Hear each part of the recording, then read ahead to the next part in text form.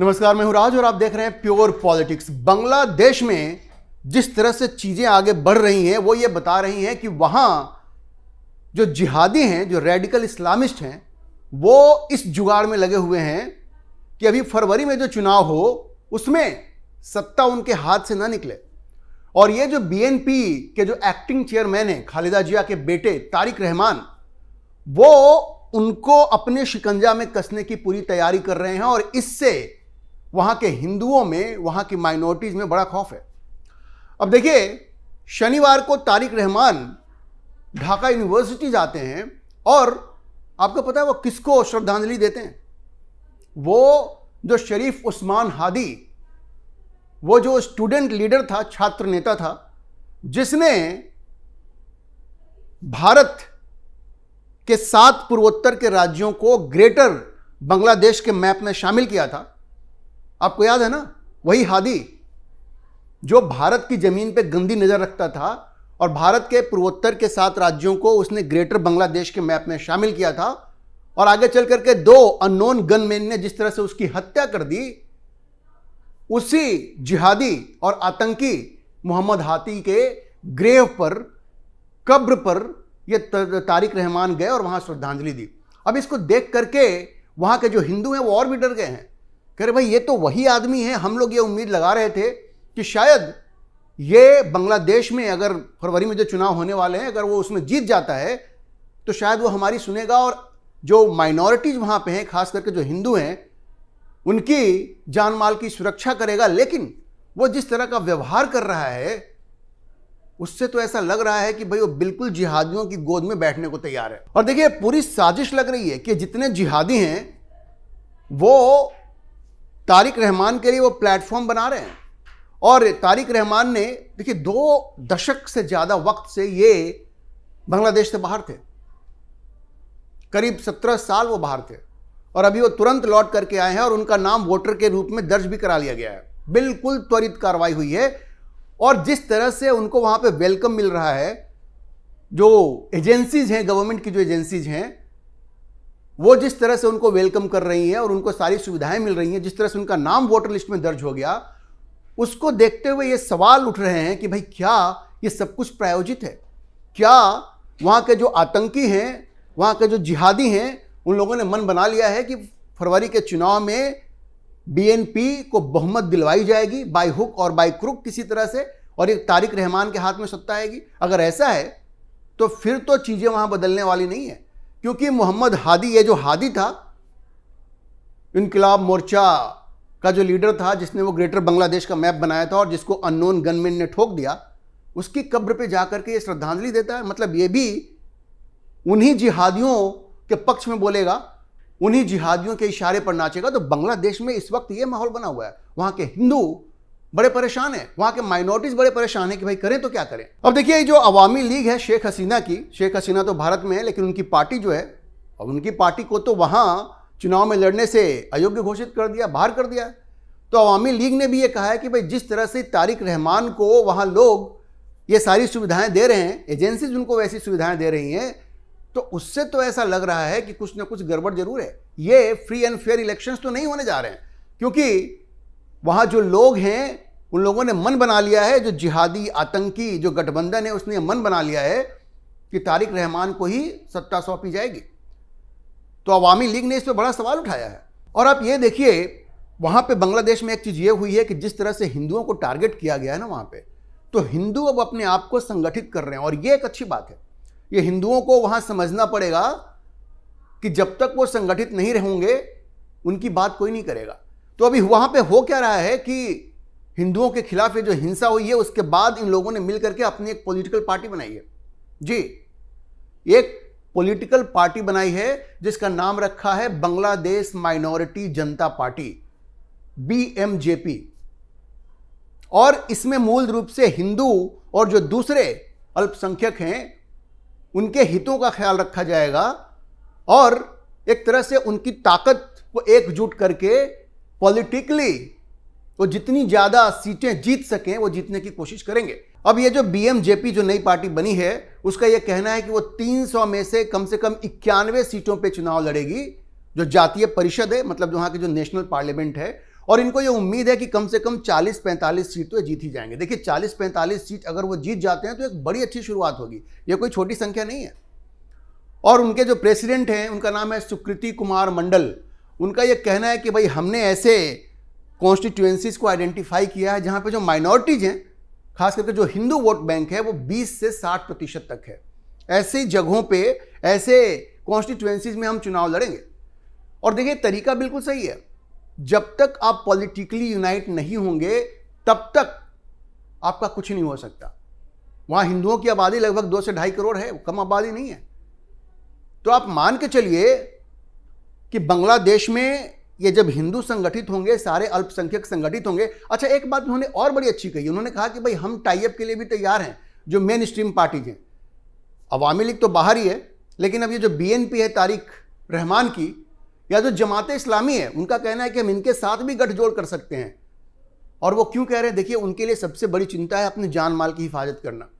उनका कहना है कि हम बीएनपी के साथ भी जा सकते हैं, जमात इस्लामी के साथ भी जा सकते हैं, शर्त यह है कि हमारी सुरक्षा उनको करनी पड़ेगी।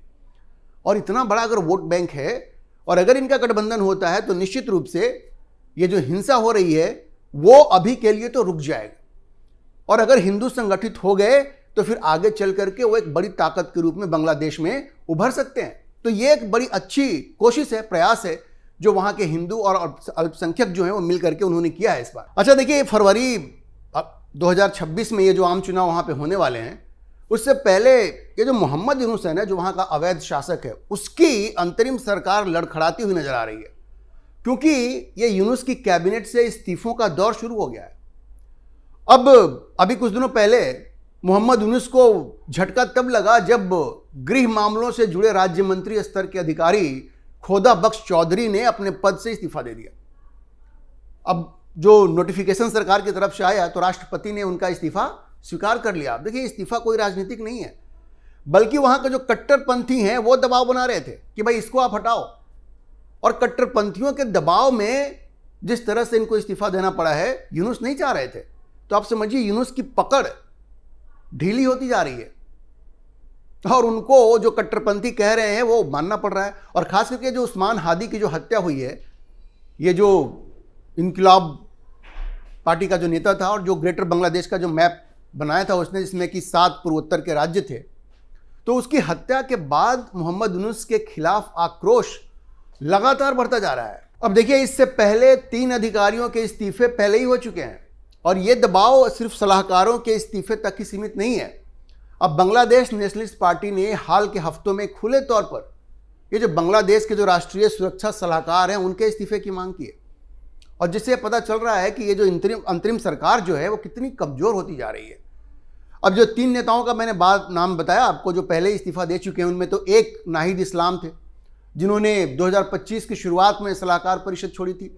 उसके बाद सूचना और प्रसारण मंत्रालय के सलाहकार महफूज आलम, उन्होंने भी 10 दिसंबर को इस्तीफा दे दिया। और उसके बाद स्थानीय सरकार, ग्रामीण विकास और सहकारिता मंत्रालय के सलाहकार आसिफ महमूद शोजी भुइयां ने 10 दिसंबर को इस्तीफा दे दिया। मतलब लगातार इस्तीफों का दौर जारी है। और देखिए यूनुस की स्थिति तो कमजोर होती ही जा रही है, कोई उनकी बात नहीं सुन रहा है। ये वहां पे जिहादी तत्व जो है वो लगातार हिंसा वहां पे कर रहे हैं और जो हिंदुओं की स्थिति है वहां पे लगातार कमजोर होती जा रही है। उनके खिलाफ हिंसा बदस्तूर जारी है।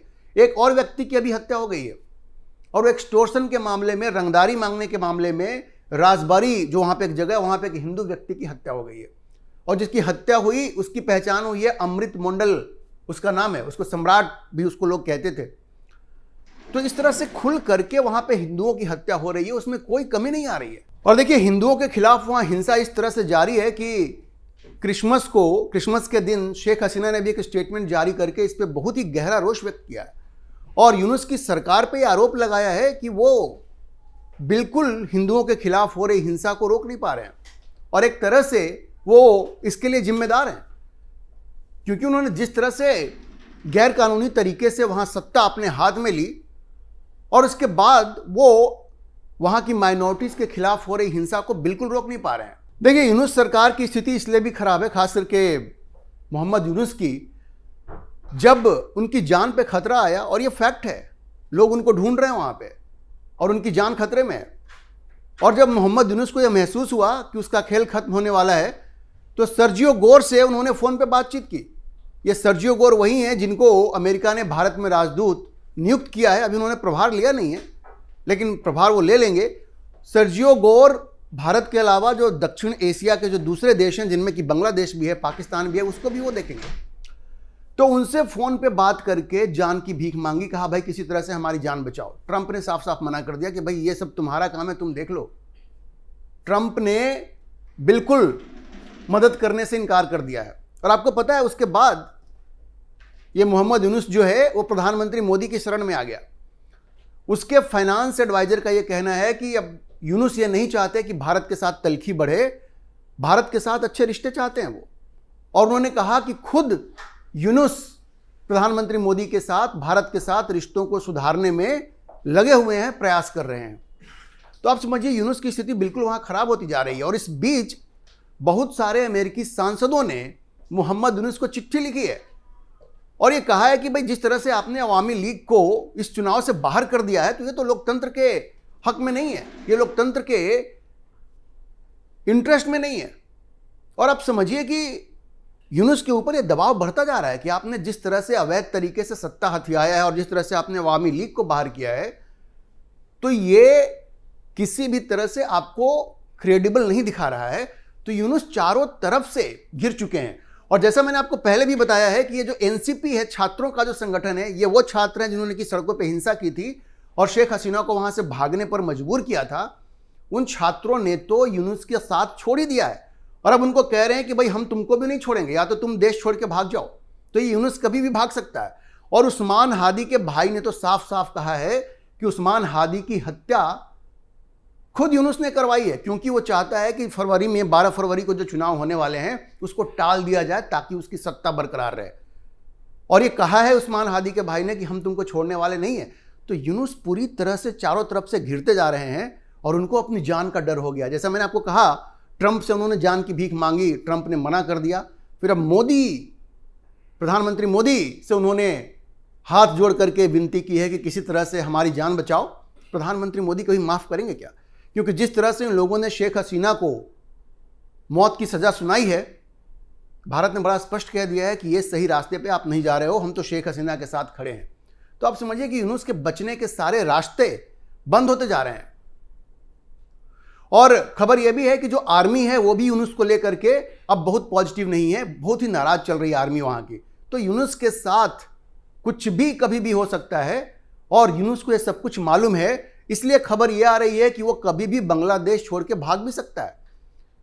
अभी भाग भी सकता है वो, क्योंकि अब उसको जान के लाले पड़ गए हैं। अब देखिए, भारत ने भी शुक्रवार को बहुत स्पष्ट कह दिया कि भाई जिस तरह से वहां पे हिंदुओं के साथ हिंसा हो रही है, तकरीबन ये यूनुस की सरकार आने के बाद तकरीबन 3000 ऐसे वाकये हुए हैं जहां पे हिंदू और जो माइनॉरिटीज है उनके खिलाफ हिंसा हुई है। तो ये ठीक नहीं है। भारत ने बड़ा स्पष्ट कह दिया कि ना तो हम शेख हसीना को आपको सौंपने जा रहे हैं, और ये भी कहा है कि अगर आप चाहते हैं कि दुनिया आपको सीरियसली ले तो आप पहले हिंदुओं के ऊपर हो रहे हमले को रोकिए। और यूनुस पूरी तरह से अलग थलग पड़ गया है। अब ना अमेरिका उसका साथ दे रहा है, प्रधानमंत्री मोदी ने भी साथ देने से मना कर दिया है। उस्मान हादी का भाई उसको धमका रहा है कि या तो तुम ढाका छोड़ के भाग जाओ या तुम बचोगे नहीं फिर। तो आप समझिए कि इतने खतरों के बीच में यूनुस अब ज़्यादा दिन तक बांग्लादेश में टिक नहीं सकता। या तो अपनी जान से हाथ धो सकता है, या लोग उसको जबरदस्ती खदेड़ करके वहां से भगाएंगे, इसकी पूरी संभावना है। एक चीज़ मैं आपको और कह दूं कि बड़ी उम्मीद थी तारिक रहमान को लेकर के, लेकिन जिस तरह से वो जिहादियों के हाथ में खेलता हुआ दिख रहा है, तो अभी कुछ समय के लिए हिंदुओं के लिए वहां पे मुश्किल समय जरूर रहेगा। और ये एक मांग उठ रही है जो नई पॉलिटिकल पार्टी बनी है हिंदुओं की, कि भारत को अब हिंदुओं के पक्ष में बोलना चाहिए।